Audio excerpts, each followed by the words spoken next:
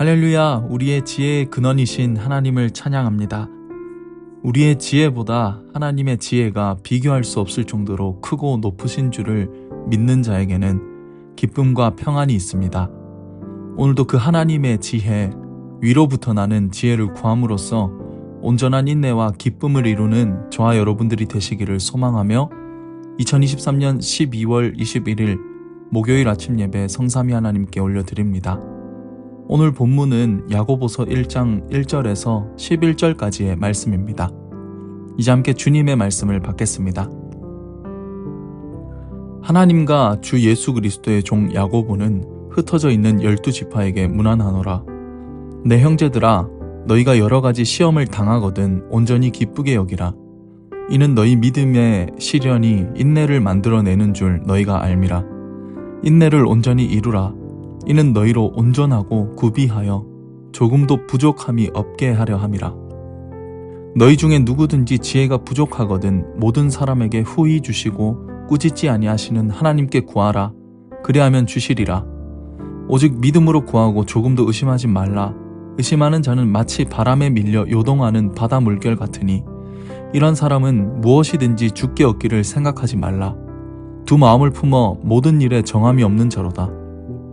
낮은 형제는 자기의 높음을 자랑하고 부한 형제는 자기의 낮아짐을 자랑할지니 이는 그가 풀의 꽃과 같이 지나감이라.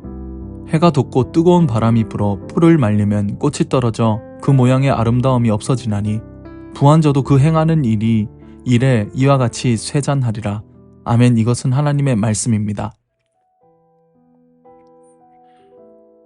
신약에는 4명의 야고보가 등장하는데 그 중에 2명은 예수님의 12제자에 속한 사람들로서 사도 요한의 형제이자 세베대의 아들인 야고보와 알페오의 아들 야고보입니다. 흔히 이 세베대의 아들 야고보를 큰 야고보라고 하고 알페오의 아들 야고보를 작은 야고보라고 하는데요. 그리고 사도 유다의 아버지 야고보도 있습니다. 하지만 중요한 것은 오늘 야고보서를 기록한 야고보는 다른 인물로서 바로 마리아의 아들이자 예수님의 친동생인 야고보라는 견해가 학자들에게 있어서 지배적이라는 것입니다. 그러니 혼동 없이 우리가 야고보서를 보기 위해서는 성경에 4명의 야고보가 등장하였다는 것과 그 중에 예수님의 형제인 야고보가 야고보서를 기록했다는 것을 알고 우리가 이 야고보서를 바라보면 되겠습니다.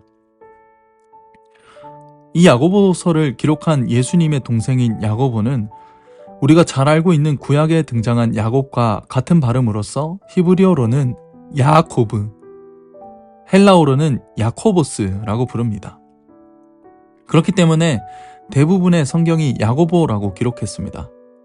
우리가 이 야고보서를 보기 위해 먼저 이 야고보가 어떠한 인물이었는지를 살펴볼 필요가 있는데 그는 예수님의 친형제로서 예수님이 공생애, 즉 사역을 시작하신 초기에 무려 예수님을 믿지 않고 비웃었던 사람이었다는 것입니다. 이것은 요한복음 7장 5절에 잘 나타나 있죠. 하지만 그는 고린도전서 15장 7절에 나타난 바와 같이 예수님께서 부활하신 것을 직접 야고보에게 보여주심으로써 이후로 완전히 새로운 사람이 되었습니다. 바로 예수님의 제자가 되기로 결심한 것이죠. 그리고 이후로 야고보는 예루살렘을 떠난 후에 예루살렘 교회를 지도했으며 이후 예루살렘에서 열린 총회를 주관하기도 했고 바울로부터 교회의 기둥이라는 말을 들을 정도로 초대교회의 중요한 역할을 하였던 인물이었습니다. 이 야고보서의 핵심 주제는 인내와 성화의 삶입니다. 당시 야고보가 이 야고보서를 기록할 당시에는 경건치 못한 부자들의 횡포와 또 일부 성도들의 형식적인 신앙, 그리고 내면과 중심이 아닌 외모로 사람을 판단하는 이 성도의 교제가 심각하게 잘못되었던 시기였다는 것입니다. 그렇기 때문에 야고보는 잘못된 신앙을 바로잡고자 믿음과 이 행함에 대한 교훈을 위해서 야고보서를 기록하였고요. 야고보서의 수신자는 디아스포라, 즉 흩어진 모든 그리스도인들을 가리키고 있기 때문에 오늘을 살아가는 모든 그리스도인들의 신앙과 삶에 대한 지혜를 담은 서신으로 우리가 이 야고보의 지혜를 얻을 수 있는 책으로 받는다면 말씀을 보는 우리에게도 유익한 시간이 될 줄 믿습니다. 이제 함께 본문 말씀을 우리가 함께 살펴보겠습니다. 먼저 1장 1절부터 4절까지는 흩어져 있는 12지파, 즉 서두에 말한 바와 같이 흩어져 있는 모든 그리스도인들을 향해 고난으로서의 시험에 대한 자세를 말하고 있습니다.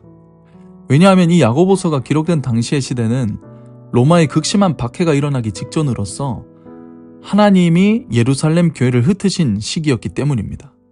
그렇기 때문에 예수를 믿는다는 이유로 박해를 당하고 환난을 당하여 흩어질 수밖에 없었던 디아스포라, 그리스도인들을 향해 야고보는 2절과 같이 여러 가지 시험을 만나거든 온전히 기쁘게 여기라 라고 선포합니다.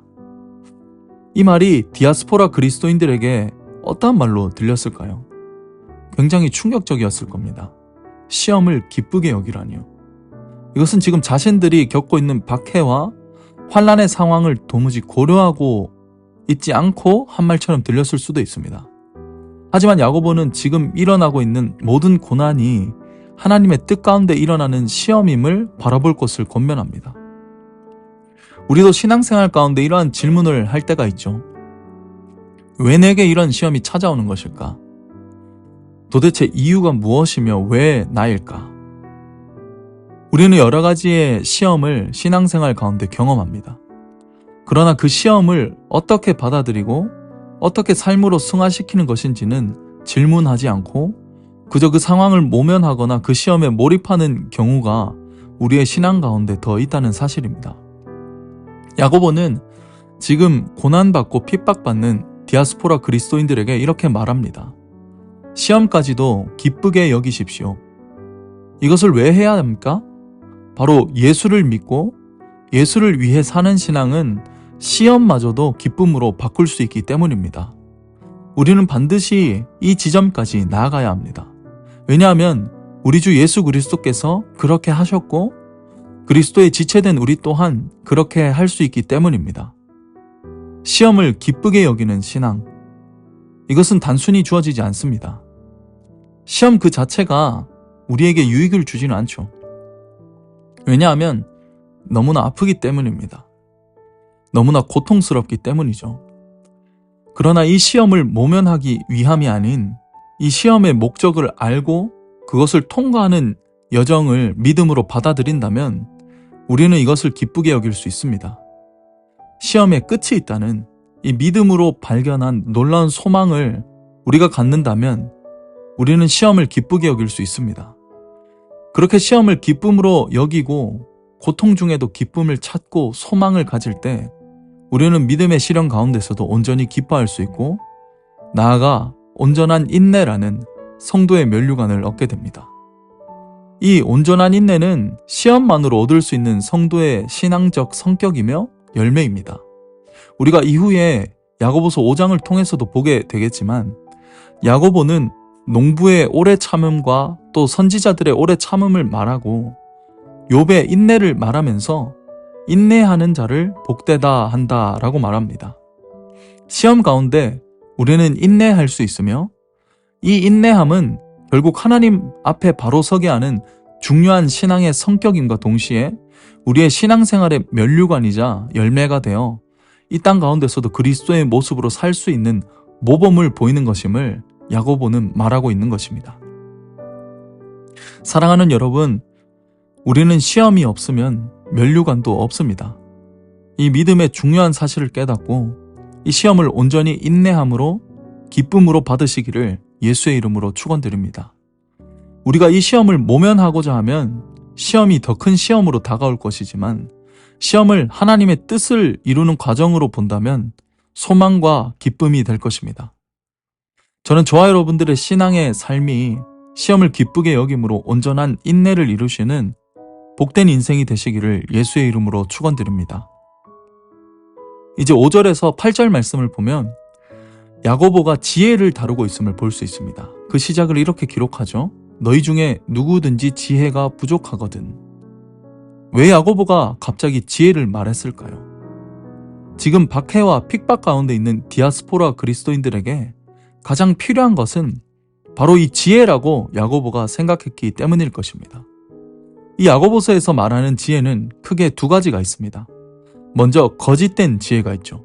이 거짓된 지혜는 진리를 거스르고 정욕적인 지혜인데, 이 지혜는 시기와 다툼을 불러일으키고 요란하고 모든 악한 일을 만드는 지혜인 것입니다. 또 하나의 지혜는 위로부터 난 지혜입니다. 이것은 믿음의 여러 가지 열매인 성결, 화평, 관용, 양선, 긍휼을 담고 있는 열매입니다. 그렇다면 우리는 야고보가 어떤 지혜를 구하라고 하였는지 알 수 있죠. 바로 위로부터 난 지혜입니다. 이 위로부터 난 지혜는 무엇입니까? 이 위로부터 난 지혜는 스스로 만들 수 없는 지혜입니다. 그러니 이 말은 인간으로부터 나오는 지혜가 아니라는 말이죠. 이 지혜는 오직 하나님께 간구할 때에 얻을 수 있는 지혜입니다. 이 지혜는 모든 사람에게 후히 주시고 꾸짖지 아니하시는 하나님께서 주시는 지혜입니다. 성도된 우리는 신앙생활 가운데 이 지혜를 반드시 간구해야 합니다. 왜냐하면 이 위로부터 난 지혜는 나에게 없기 때문이며 후히 주시며 꾸짖지 아니하시는 하나님께서 주시는 지혜이기 때문입니다. 여기서 후히라는 말은 순수히, 그리고 기꺼이, 그리고 지체하지 않고 라는 뜻입니다. 하나님은 우리가 지혜를 달라고 간구할 때 순수히 주시고 기꺼이 주시고 지체하지 않고 주시는 분이십니다. 박해와 핍박 가운데 필요한 것은 위로부터 난 하나님의 지혜밖에 없음을 야고보는 알았던 것이죠. 하나님의 지혜의 능력을 경험한다면 이 지금 눈앞에 있는 시험과 박해와 핍박이 시험이 되지 않고 박해와 핍박이 되지 않음을 알았던 것입니다.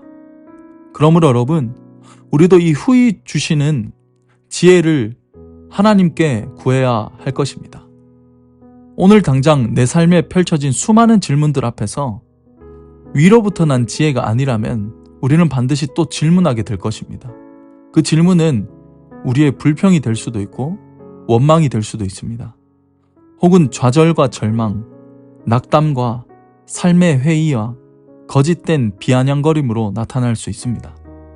사랑하는 여러분, 우리에게 순수히, 기꺼이, 지체하지 않으시는 하나님께 지혜를 달라고 간구하십시오. 그리고 그 간구 가운데 바다 물결처럼 조금 더 흔들림에 의심을 하지 마십시오.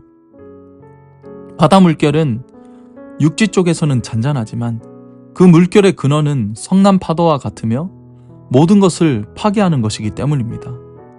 의심이란 끝도 없죠. 야고보가 말한 바와 같이 의심은 바람에 밀려 요동하는 바다 물결이라고 한 말이 바로 이러한 의미인 것입니다. 바람이라는 아주 미세한 외부적인 요인에 의해서도 바다의 물결은 출렁이게 되며 이 출렁임은 멈추지 않고 커지고 우리를 요동하게 한다는 것이죠. 야고보는 그래서 조금 더 의심하지 말라고 했습니다. 이 의심은 두 마음을 품는 것이며 어떠한 일도 정할 수 없는 자가 된다고 했습니다. 우리에게 필요한 신앙은 오직 조금 더 의심하지 않고 위로부터 오는 지혜를 간구하는 것입니다. 이것이 우리의 시험을 능히 이길 유일한 방법입니다.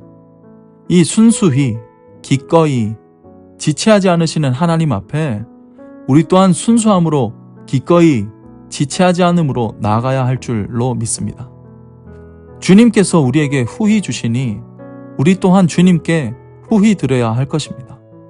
이것이 위로부터 난 지혜를 받은 인생 아니겠습니까? 우리의 의심의 요동함 가운데 오직 순수히, 기꺼이, 지체하지 않음으로 지혜를 구한다면 우리는 반드시 그 지혜로 말미암아 이 땅을 능히 승리하며 살아낼 줄로 믿습니다. 마지막으로 9절에서 11절은 지금 이 박해의 현실 가운데서도 교회 안에 발생한 다른 문제에 대해 언급합니다. 무엇이냐면 바로 빈부의 문제인데 이것은 이후에 야고보서에 자주 등장하는 주제입니다. 야고보서는 여기서 두 부류의 사람이 있다고 합니다. 한 사람은 낮은 형제이며 한 사람은 부한 형제입니다. 이것은 당시 시대적인 모습을 잘 보여주는 장면이죠. 야고보는 여기서 중요한 단어로 우리에게 메시지를 주고 있는데 무엇이냐면 바로 형제라는 것이죠. 가난하거나 부하거나 모두 형제라는 것입니다. 형제는 동등합니다. 만약 형제가 동등하지 않고 서로 다르게 구별된다면 그것은 형제가 아니며 형제 공동체가 아니라는 것이죠. 야고보는 이것을 지적하며 어떠한 외부적 요인으로 인해 교회 공동체가 분열되는 것을 막고자 하였습니다. 오늘 이 야고보의 형제라는 말에서 우리는 많은 것을 생각해 보게 됩니다. 무엇이냐면 우리가 교회 공동체 안에서 성도로서 동일한 지체라면 나의 낮음을 인하여 높음을 자랑하고 나의 부함을 인하여 나의 없음을 자랑할 줄 아는 것이 바로 교회라는 것이죠. 어느새 교회는 알게 모르게 성도 사이에 구분이 있음을 종종 보게 됩니다. 오늘 야고보가 우리의 교회 안에 있었다면 분명히 말했을 것입니다. 이 낮고 높음은 오직 하나님께서 하시는 것이며 성도된 우리는 오직 하나님만을 자랑해야 한다고 말이죠. 오늘 이 야고보가 말하는 권면은 우리가 살아가는 시대에 너무나 필요한 메시지가 됩니다. 이제 말씀을 정리합니다. 로마의 핍박 가운데서도 온전한 인내로 기쁨을 가질 수 있음은 오직 예수의 믿음으로서만 가능했으며 그 핍박 가운데서도 시련을 이기려면 하나님께 지혜를 구하되 조금도 의심하지 않을 때만 가능했습니다.